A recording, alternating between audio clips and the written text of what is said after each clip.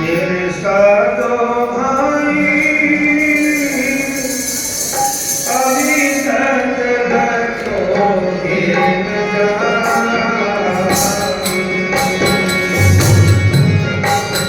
मेरे साधो भाई अभी तक रखोगे न जाए।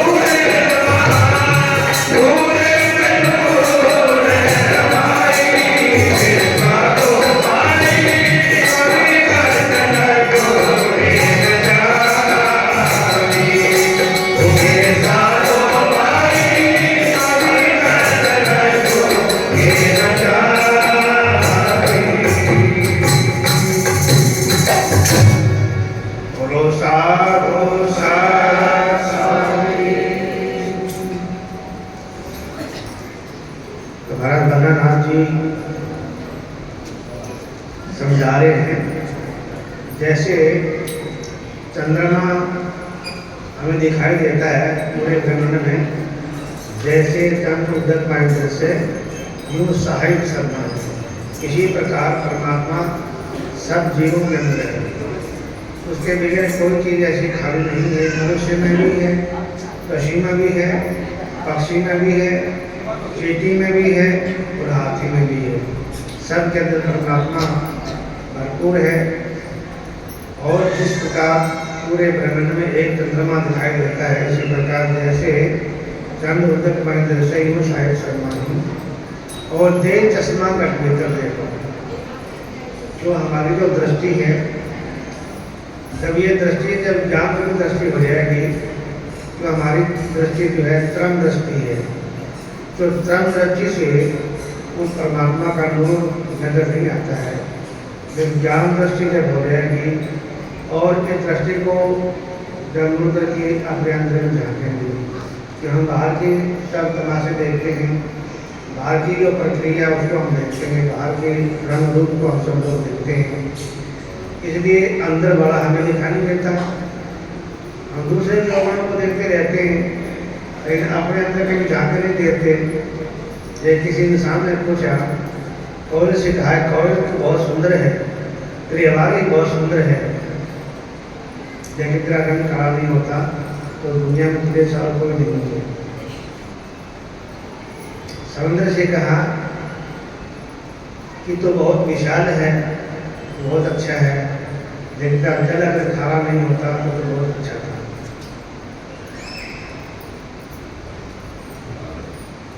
गुलाब के फूल से कहा कि देखो आपका रंग कितना सुंदर है और आप में कितनी अच्छी खुशबू है, लेकिन आपने जो काटे हैं ना, अगर काटे ना होते तो बहुत अच्छा होता, बड़ा सुंदर लगता। लेकिन तीनों ने मेरे के कहा कि इंसान तो हमारी कमियों को देखता है, तो दूसरे कमियों को देखता है। अगर तो दूसरे की बुराई नहीं देखता, दूसरे की कमी नहीं देखता, अपने में जानता तो सबसे अच्छा है। हम दूसरे के अवगुणों को देखते हैं कि हमारे में जो कमी है उनको हम छुपाते हैं कि हमारी कमी को किसी को पता न लग जाए। हमारे में जो बुराई है, जो हम कुकर्म करते हैं, चोरी करते हैं, जारी करते हैं, चुगली करते हैं, किसी के ऊपर प्रहार करते हैं, किसी का हत्या करते हैं, किसी को पता न लगे, छुप के करते हैं किसी से। लेकिन जिसे छुपाते हैं वो कहाँ है? जिससे हम लबों के बात करते हैं, जिससे हम छुपा के कुकर्म करते हैं, वो है कहाँ पर? वो तो हमारे अंदर ही तो है, उससे कैसे छुपाएंगे? वो सारी कार्रवाई को देख रहा है, कभी के जाना मन के जाना चुपके चुपड़ी, वो सब कुछ देख रहा है। लेकिन हमारे सबसे बड़ी कमी यही है कि हम सब हमें बहुत देखता है, लेकिन देखने वाला सब देख रहा है कि राम जगह में बैठ के सब खेल गुजरा है। जो चित्रगुप्त के जो भगवान के जो रमजान के जो पार्षद हैं, वो हमारी फिल्म बनाते रहते हैं। वो एक इस कंधे पर और एक इस कंधे पर, और पूरे जीवन की फिल्म बनाते हैं और फिल्म बना के आखिरी में दिखाते हैं, देख के फिल्म देख लें अपनी, जैसा जैसा तुमने रोल किया है वैसा वैसा अपना देखता चलो। और फिर जो उसको देखते हैं, जब फिर बोलने वाले पावर खत्म हो जाते हैं, बोल नहीं पाते हैं, और फिर जो है नेत्रों से आंसू निकल जाते हैं, पानी निकलता है नेत्रों से, बोल पाते नहीं। जिनको फिल्म देखते हैं वो जब हम विचार करते हैं तो हमें कैसे कैसे फिल्म की, अगर देख कर ना किए होते तो हमें ये इतना दुख नहीं मालूम पड़ता। महाराज कहते हैं दे चश्मा घट भीतर देख और नूर नेत्र में। तो जो नूर परमात्मा का जो नूर है वो यहाँ ही है, कहीं नूर नहीं बात है। और कहीं कहाँ खोजने ले जाते हैं? सबसे बड़ी वो भूल हमारी यही है कि हम कहाँ खोजने जाते हैं उसको, और कहाँ बनते हैं, कहाँ जाते हैं, तो कहाँ मिलेगा परमात्मा? और जहाँ मिलता है वहाँ खोजते नहीं हैं, और जहाँ मिलता नहीं है वहाँ धक्के खाते करते हैं। आखिरी में जो है मुँह में पानी घर आ जाते हैं। किसी की घरवाली गुम हो गई, किसी का घरवाला गुम हो गया, किसी का बेटा गुम हो गया, किसी की बेटी गुम हो गई। अब मेरे घर के दोबारा कहते हैं कि कहाँ गए थे, उसको मनाने गए थे, और एक कहने के मेरे तो बच्चे गुम हो गए, दूसरा बोले मेरे घरवाले गुम हो गई, तो क्या मुझे कमा जाके घरवाला को अभी। तो जाते ही क्यों ऐसी जगह पर जहाँ पर हमें कठिनाइयों का सामना करना पड़े। ये सब कुछ अपने अंदर ही है। घट में गंगा, घट में जमुना, घट में जगदीश, चतुर तारे निभागी है, सब कुछ अपने अंदर है। और सभी लोग सारे महात्मा भी यही बात बताते हैं, ये सब कुछ अपने अंदर है। और फिर भी वहाँ चल जाते हैं। तो सब कुछ अपने अंदर है, बाहर कुछ नहीं है। बाहर देखो, वहाँ पर जो है कितनी गंदगी है, कितना वो है, और फिर भी हमारी घटना खत्म नहीं होती। और घटना यदि खत्म नहीं होती तो वास्तविक जो असली जो रूप है परमात्मा का, वो हमें कभी उसके झलक कभी देखे नहीं है। यदि थोड़े ही उसके झलक देख लेंगे तो सब भ्रम खत्म हो जाएगा। इसलिए जब तक उसकी झलक को नहीं पा पाएंगे, जब तक वो ऐसे भटकते रहेंगे, और भटकते भटकते हमारा अंत हो जाएगा, फिर भी हमें शांति नहीं मिलेगी। दूर से दूर, पूरे से पूरा हर हृदय माई, तो वो अगर उसको नहीं देखे तो दूर भी बहुत है और हमारे नजदीक भी बहुत है। जे तुम कर लो 800, जे तुम जब तुम आए एक पकदमा हो पग 60। भगवान कहते हैं तुम अपने दिन सब एक कदम रखता है तो मैं तेरे 60 कदम रखता हूँ। जे तुम आए एक पकदमा हो पग 60, और जे तुम कर रहा 800 पर मैं बदल चिल्ला। अगर तेरा हृदय काट जैसा कठोर है तो मैं तेरे वज्र तो ऐसी कठिन धातु होती है, तो कहता है उसी ज़्यादा कठिन होती है। दूर से दूर पूरे से बोला हरि तारे माही, और सुपने नार कमायो वाला दात बड़ी भाई। कई बार सुपने में माता एक पास में बच्चा छोटा होता है, कई बार सुपना जाता भी बच्चा बिछड़ गया और भी बैठ कर बड़ी बड़ी डराना शुरू कर देती है। और जब चेतना उत्तम आती है तो बच्चा तो पास में लगे गया ही नहीं था, लेकिन क्या आखिर सुपने का भ्रम हो गया था। किसी प्रकार हम सब लोग सुपने में सोए हुए हैं और सुपने में हम बताते हैं। और ये सुपना जो है जब तक हो गया भान और बीत नहीं रखी, जब भान हो गया, भान का हमने जब सूर्य हो गया, सूर्य उदय हुआ तो रात खत्म हो गई, रात पहुंची नहीं। रात में जब तक थी जब सूर्य उदय नहीं हुआ था, तब तक रात में जब अंधेरा था, अंधकार था। और जब सूर्य उदय हो गया तो अंधेरा खत्म हो गया। ये परमात्मा का साक्षात्कार हो गया तो ना परमात्मा में ना हमारे को अंतर नहीं था। एक ही नूर तेरा मेरा एक नूर मेरे का प्रदुम्न शंकर मेरे समान की, और मुझे और जो उठा दी इंसान की, मुझे तो और इंसान की उठा दी, और तुमने जो है सकल स्वान की बना दी। और रूप दोनों का एक ही है, तो अलग शरीर अलग अलग है।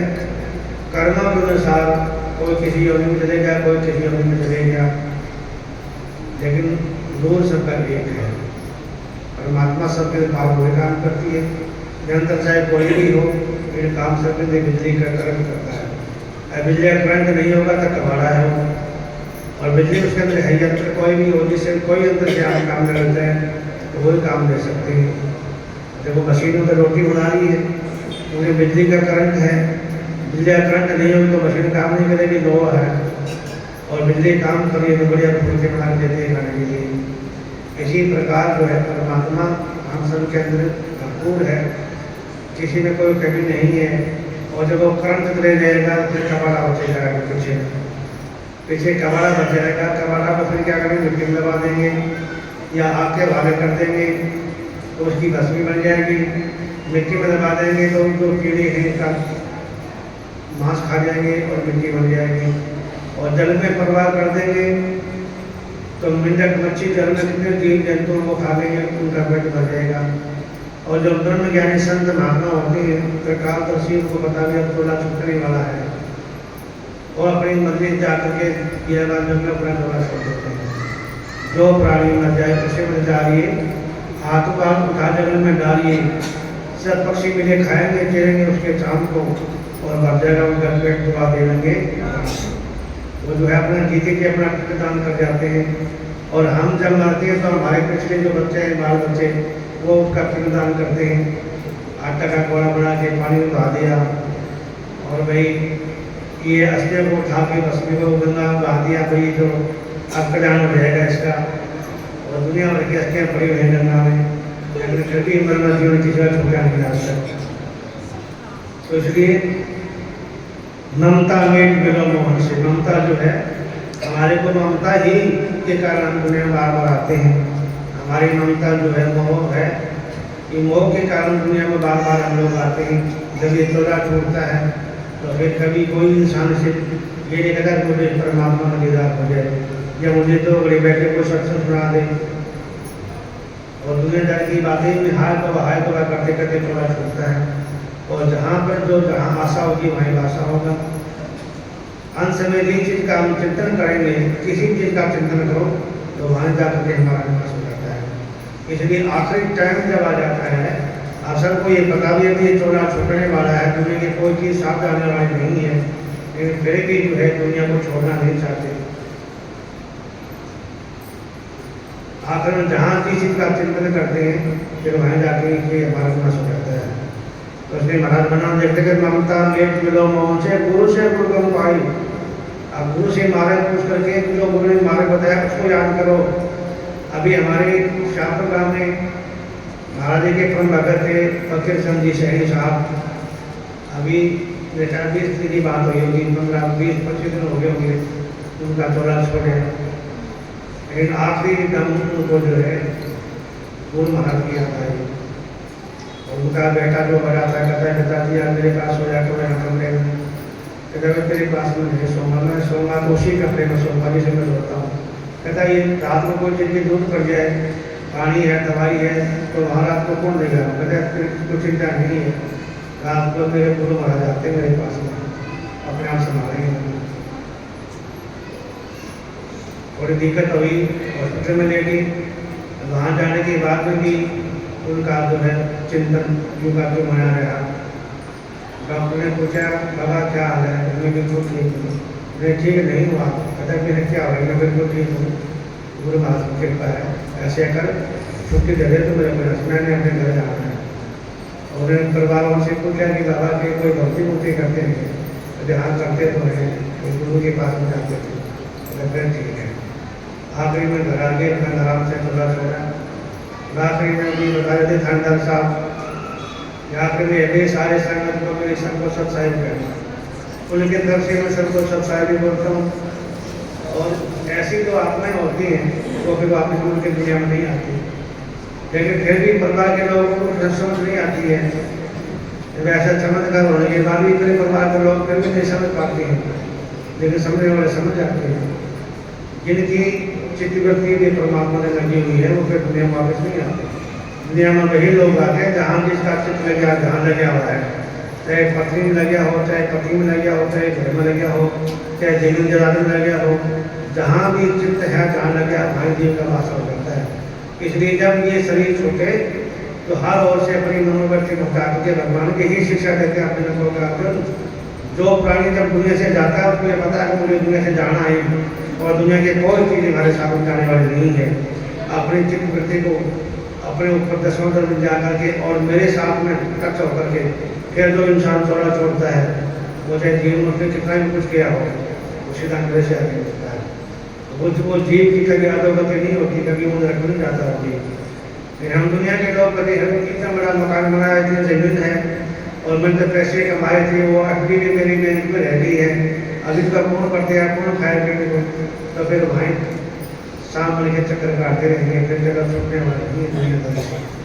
तो इसलिए जब ये दुनिया मामता मेट मिलो से गुरु गम पाई और कहे बना ना सुनो ऐसा दो, अब कोई धोखा नहीं, अब कोई धोखा नहीं है। ममता को मेट करके अपना चित्त को दुनिया से हटा के परमात्मा में जोड़ करके, और जिसने अपना शरीर को त्यागा वो सीधा परमात्मा के पास में गया।